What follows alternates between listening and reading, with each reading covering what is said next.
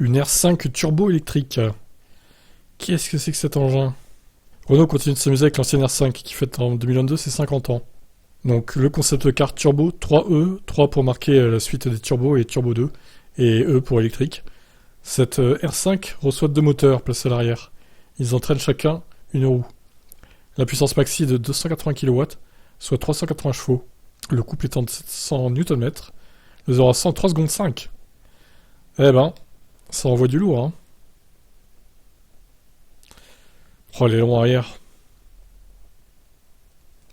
Propulsion, le modèle a été pensé pour le drift ou le gymkhana. L'évitement des obstacles est facilité par un angle de braquage des roues supérieur à 50%. À 50 degrés, pardon. Pour pouvoir enchaîner les tours, cette R5 reçoit une batterie de 42 kWh, placée à l'arrière sur le plancher. Il n'y a donc que 2 places. La Turbo 3E est montée sur un châssis tubulaire avec un fond plat et des arceaux de sécurité homologués FIA. La carrosserie est en fibre de carbone. On reconnaît bien la silhouette de l'R5, même si le modèle en fait volontairement beaucoup dans le tape à l'œil. La consigne était une œuvre d'art en forme exagérée, inspirée par l'univers des jeux vidéo, mais qui n'oublie pas de faire référence à la Turbo 2 originale. Les entrées d'air au niveau des ailes arrière de cette dernière ont été revisitées avec elle. Ce concept mesure 2,02 m de large. Putain la vache. Autre élément historique repris, les projecteurs additionnels carrés, mais ils sont revus à la mode LED.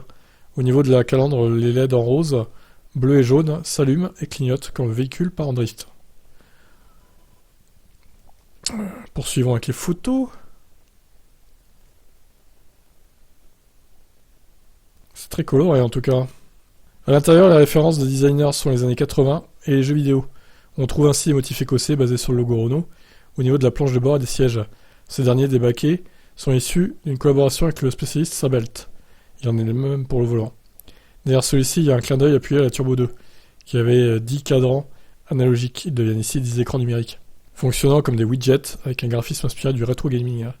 Au centre, on ne peut manquer le gros frein à main verticale, prêt pour les drifts. La R5 Turbo 3E fera ses débuts le dimanche 25 septembre au concours d'élégance de Chantilly, puis on la verra au mondial de l'auto du 17 au 23 octobre. Eh ben, l'engin de la mort. Qu'est-ce que vous en pensez donc de ce concept très surprenant? Ciao ciao.